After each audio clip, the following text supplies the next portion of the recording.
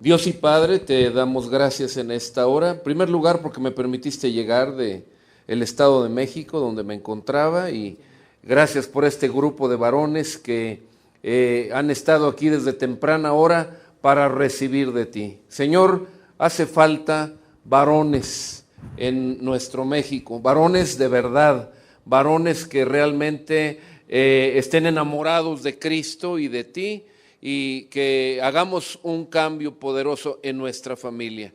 Pido, Señor, que bendigas la plática que tú tienes para todos nosotros, en el nombre de Jesús. Amén y amén.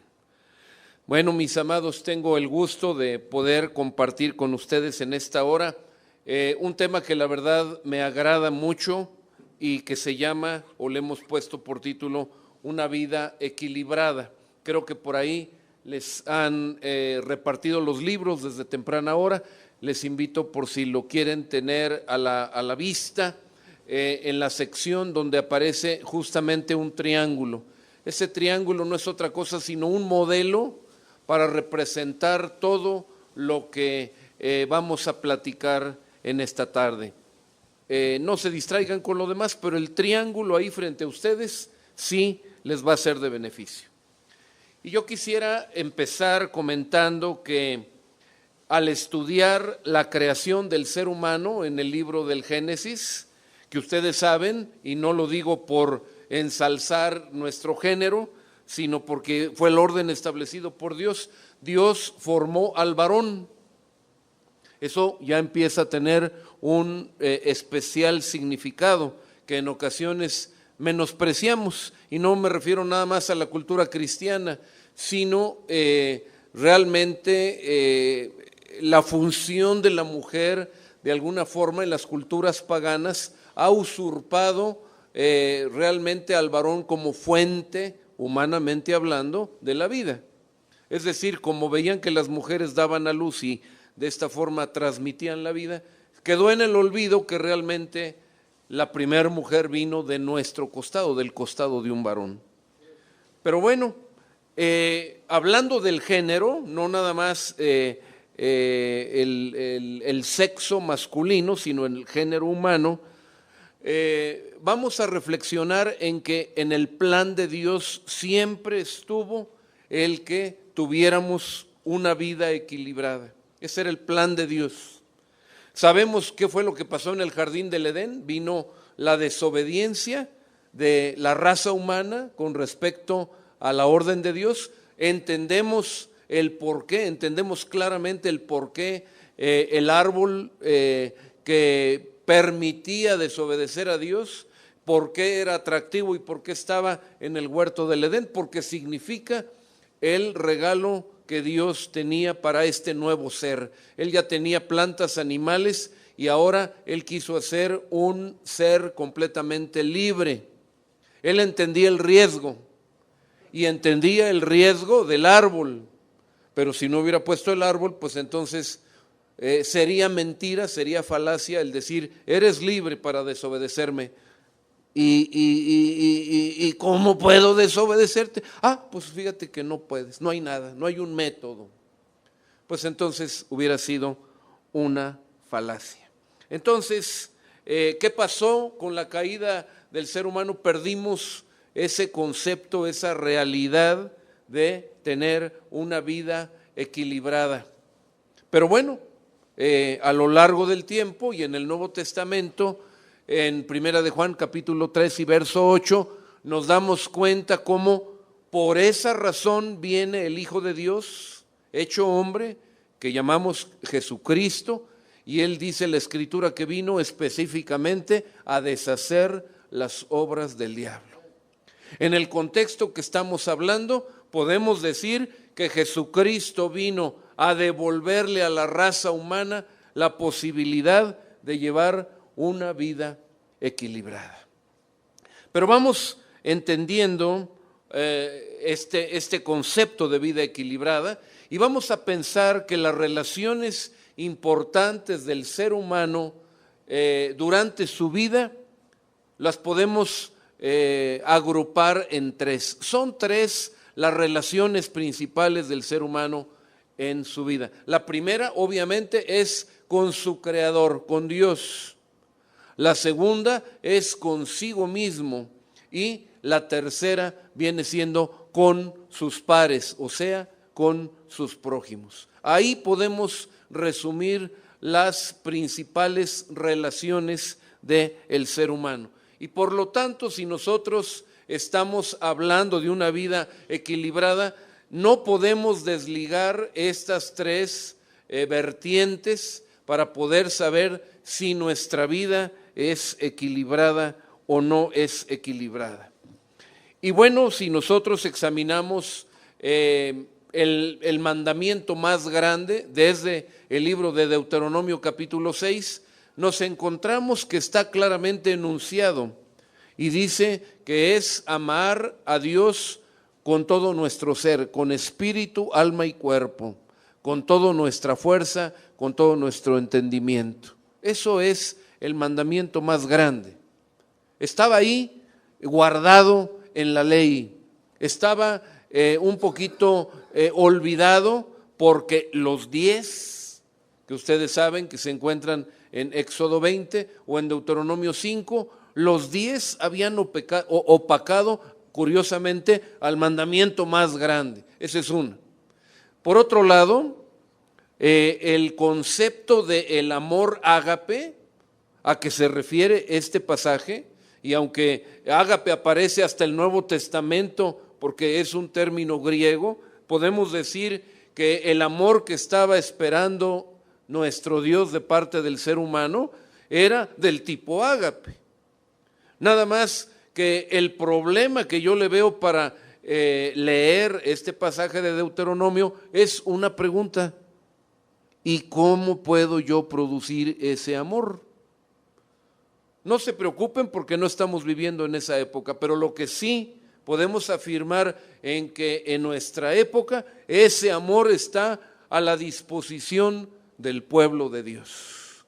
Porque el Espíritu Santo es consecuencia o viene como consecuencia, como lo quieran entender, de que nosotros invitemos a Cristo Jesús, segunda persona de la Trinidad, pero hecho hombre, a que entre a nuestro corazón, a que viva en nuestro interior como Salvador, pero también como Señor. Únicamente el que tal cosa hace, entonces puede recibir la bendición de la tercera persona en su corazón. Y si nosotros permanecemos en la palabra del Señor, que la conocemos, que no tiene nada más que estar en nuestra mano como la tengo ahora, sino que realmente se entronice en mi vida, que realmente yo me la apropie, entonces el Espíritu Santo también tomará el trono de nuestra vida. Y sabemos que el Espíritu Santo va a traer como consecuencia ese amor que el mismo Dios estaba anhelando de su pueblo, entiéndase, los hebreos en el Antiguo Testamento, pero ahora de nosotros, Iglesia de Cristo, lo puede recibir precisamente por la mediación del Espíritu Santo. Así que lejos de preocuparnos en cuanto a decir, es que yo no puedo producir ese amor, debemos de preocuparnos más bien por permitir que el Espíritu Santo sea el que ocupe el trono de nuestra vida. Y eso se llama permanecer en Cristo Jesús. Yo creo y estoy casi seguro que la gran mayoría de los que estamos aquí ya llegamos a Cristo. Esa es la mitad, pero la otra mitad es: hay que permanecer en Cristo. Él mismo así lo establece.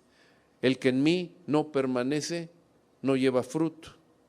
¿Fruto de quién? Fruto del Espíritu Santo. Eso trae también crecimiento. Y el que permanece en mí lleva mucho fruto.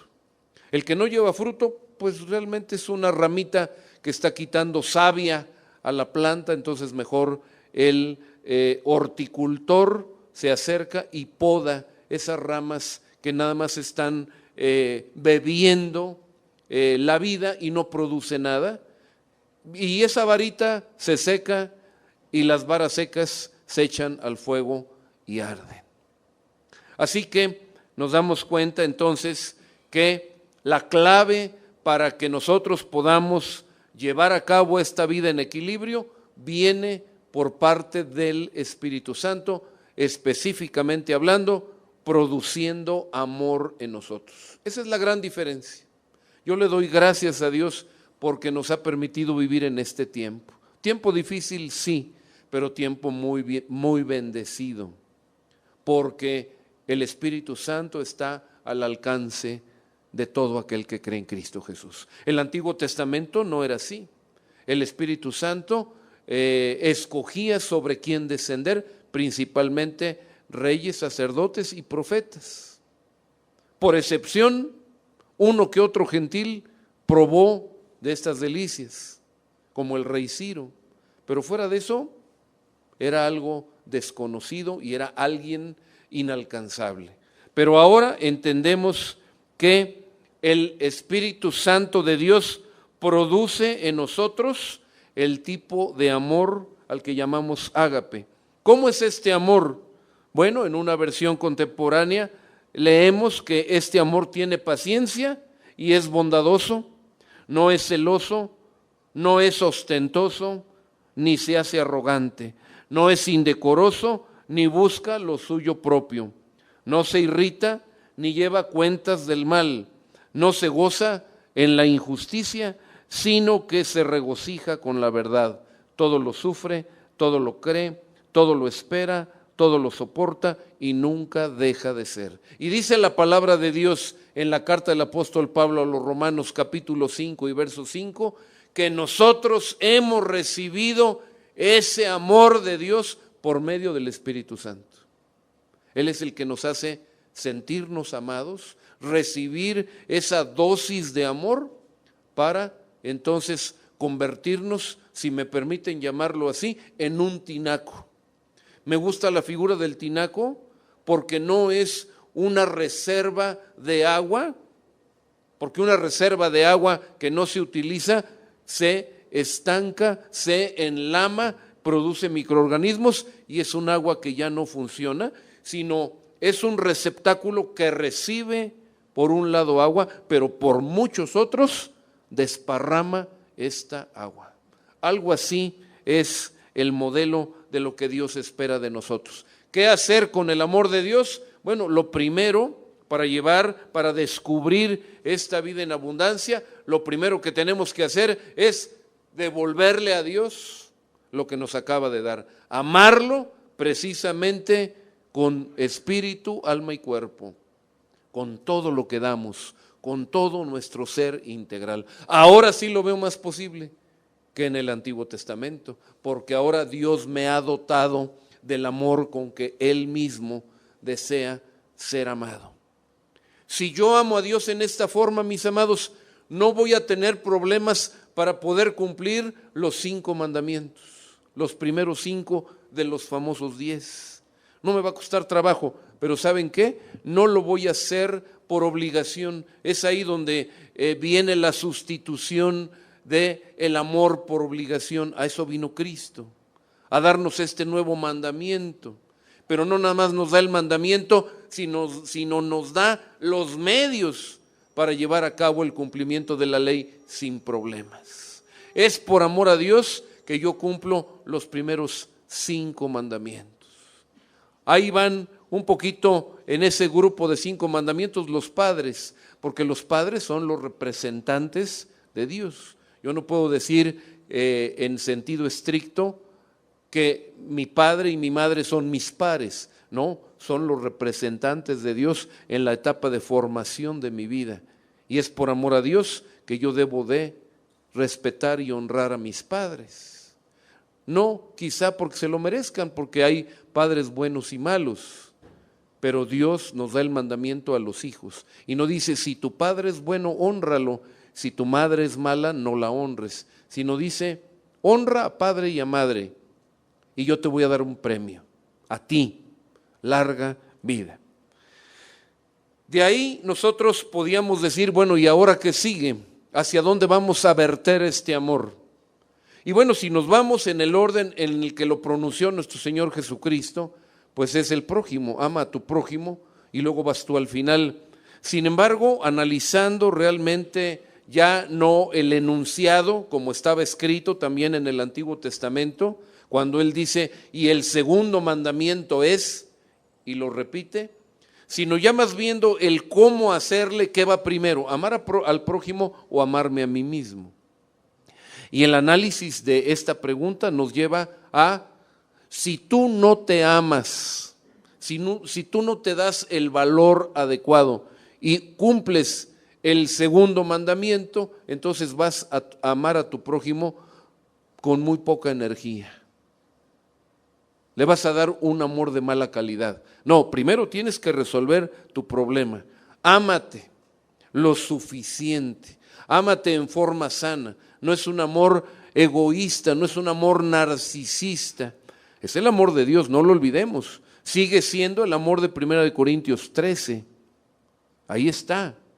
Ese es el amor adecuado. Con ese amor no me hace daño amarme a mí mismo, sino al contrario, va a traer como consecuencia que yo haga una adecuada valoración y yo tenga una sana autoestima, como le llaman ahora los estudiosos de la conducta humana.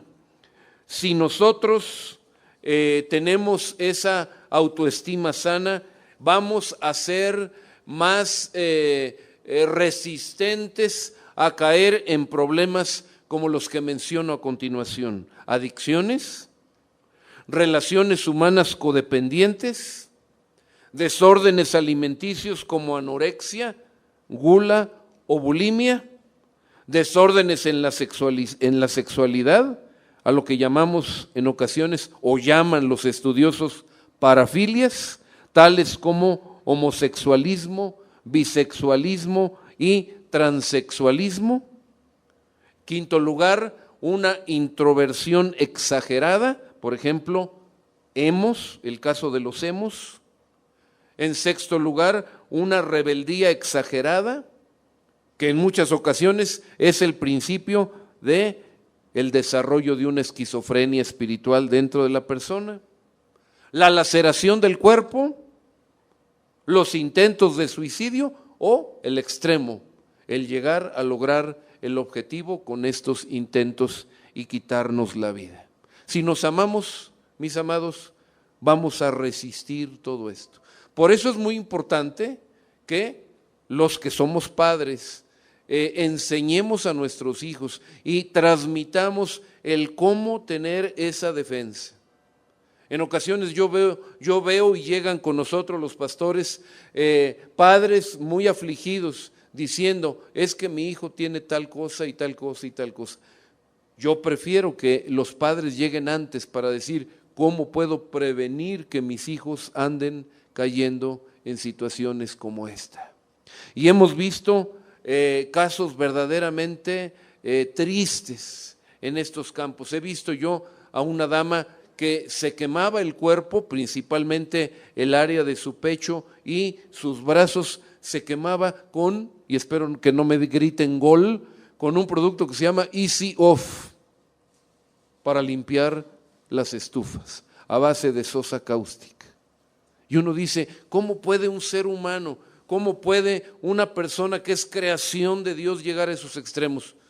La respuesta es porque ella pensaba, era una mujer, porque ella pensaba que no valía nada. Problema, que no se amaba a sí misma. La sana autoestima, por el contrario, produce individuos sanos de su mente, seguros de sí mismo y con un gran potencial para ser triunfadores en la vida.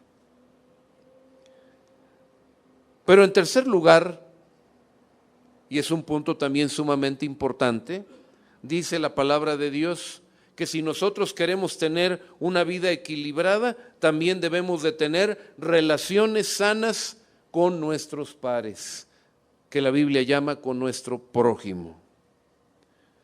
Y esto está perfectamente descrito en Romanos capítulo 13, versículos 8 al 10. En ese pasaje claramente se nos dice, los segundos 5 mandamientos los que completan el decálogo se cumplen en una sola sentencia: amarás a tu prójimo como a ti mismo.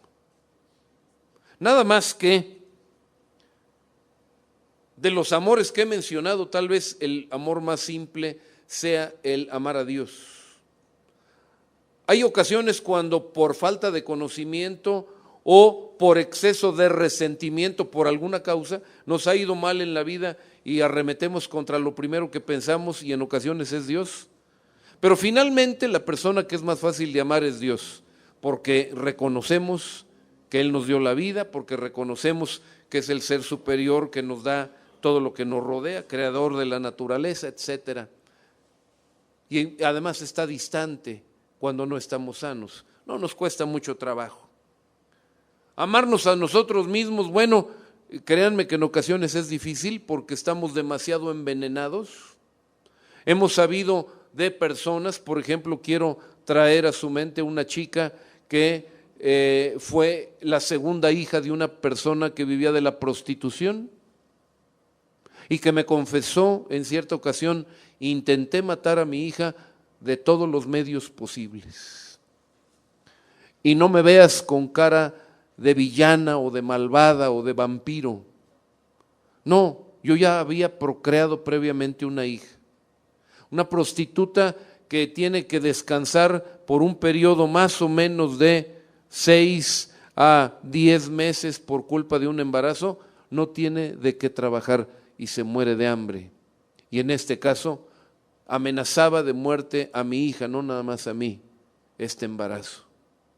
Fíjense cómo desde allí el rechazo de la madre, que en su interior tenía a ese huevito primero y después a ese ser, a esa criatura, no me gusta llamarle feto, pero le llamo como le llama la Escritura, criatura, por su misma madre experimentó intentos de homicidio por su misma madre. Si eso no es rechazo, no sé a qué llamarle rechazo. Posteriormente, pues una vida difícil, obviamente sin padre, y rechazo tras rechazo. Bueno, pues esa persona acabó con una esquizofrenia del tipo espiritual. Gracias a Dios, cuando conoció a Cristo, se sintió amada por primera vez. Y una vez amada, pudo amar a Dios. No recuerdo exactamente la tonadita, pero había un canto que se estaba utilizando por la Iglesia de Cristo en ese tiempo, que nos habla de el Salmo 23, que dice: en pastos verdes me apacienta, algo así va la letra. Se sintió amada, era una mujer que definitivamente descansaba en las manos de su nuevo papá que recién había descubierto.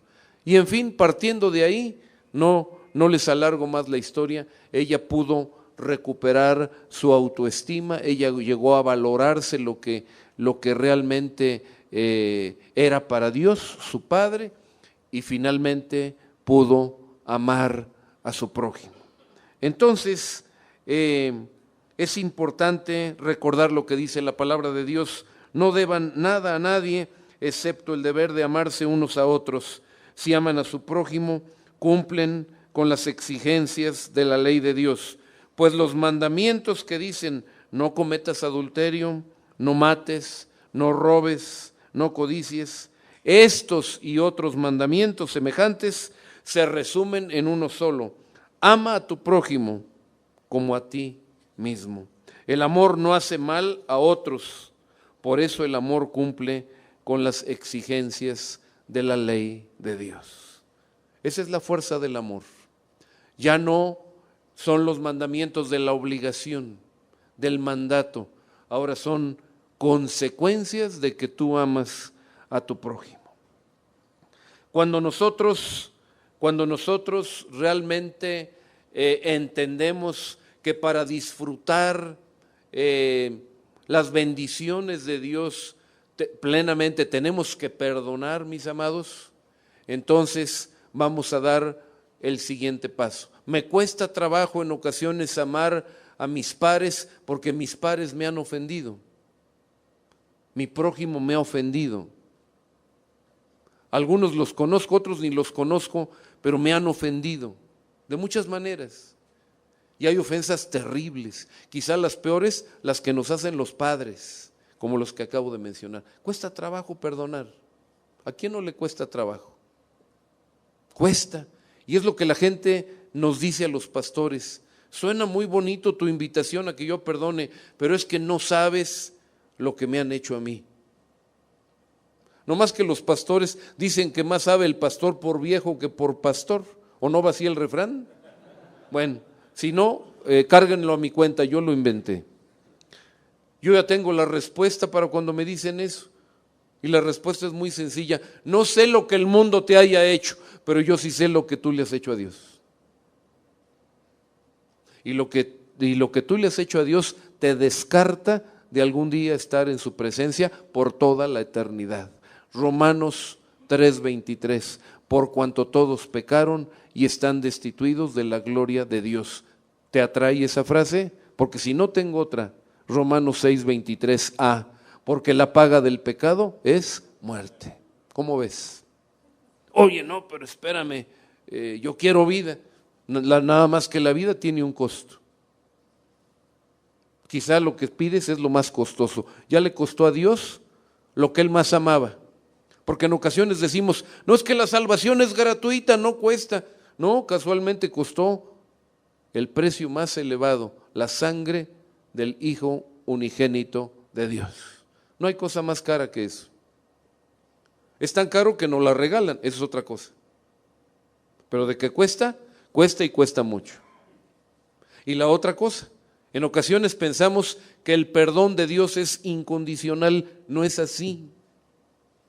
No es así. Yo recuerdo de mis épocas juveniles cuando nos gustaba y nos retaba el memorizar la escritura y pues primera de Juan 1:9 era obligado. Que si confesamos nuestros pecados, Él es fiel y justo para perdonar nuestros pecados y limpiarnos de toda maldad. ¿Quién lo dijo? Dios. Sí, nomás que también Dios dijo en Mateo 6:14 y 15, y cuando estés orando, perdona si tienes algo contra alguno, porque si tú perdonas a los hombres sus ofensas, el Padre Celestial te perdonará a ti, pero si no perdonas, el Padre Celestial no te perdonará. Y nos hace falta, lo reconozco, como pastores, enfatizar eso en nuestras iglesias. Presentamos un perdón de Dios light. No, tú acércate a Dios, confiesa tus pecados, así nomás. Pues bueno, no así nomás. Proverbios 28:13 dice, el que oculta sus pecados no prosperará, pero el que los confiesa y se aparta alcanzará misericordia. Deja de hacer lo malo delante de Dios. Bueno, así nomás. Bueno, sí, ya con eso.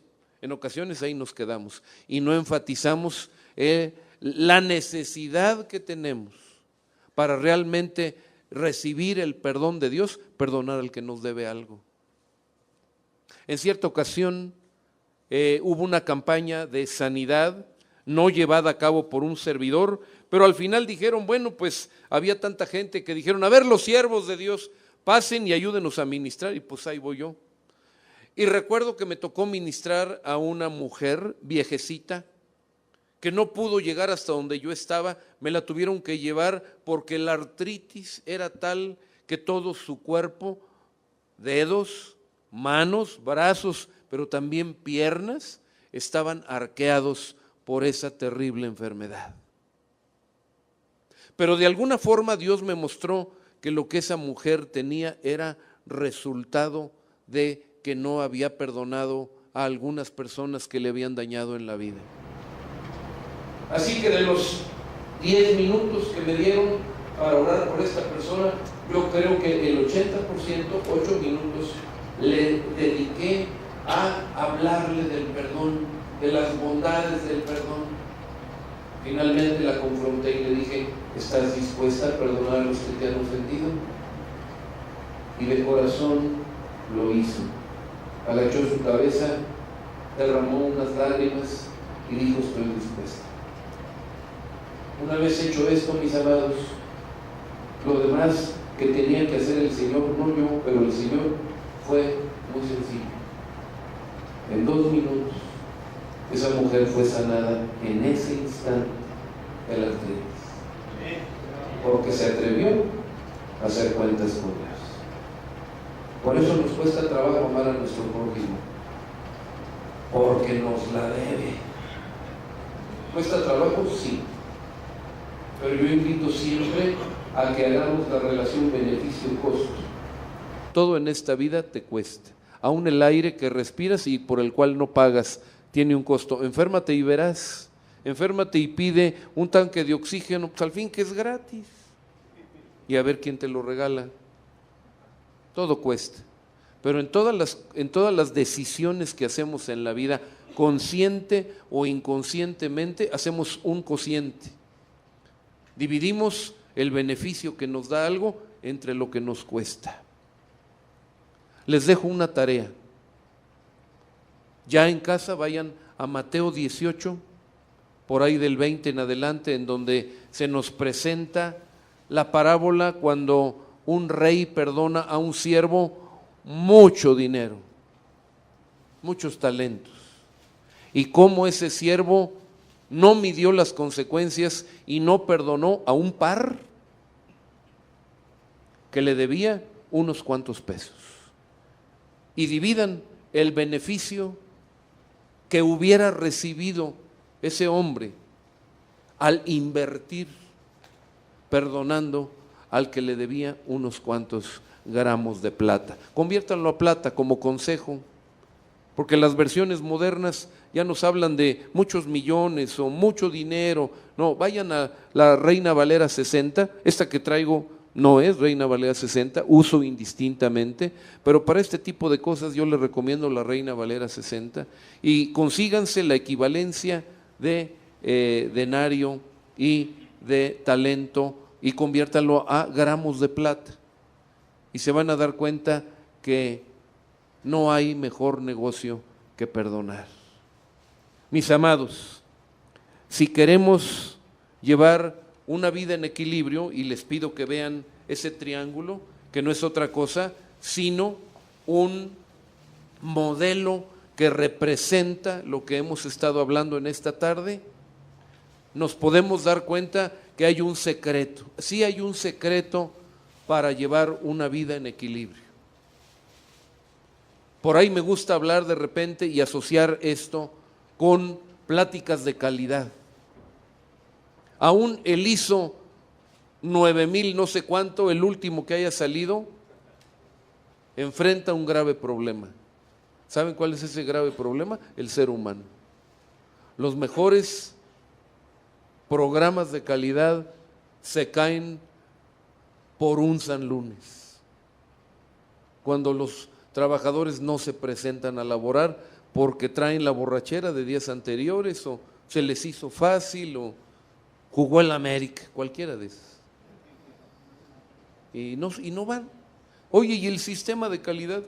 Pues ahí guárdalo, porque al que le falta esa calidad es al ser humano. Mis amados, Cristo Jesús ha venido a remediar ese problema.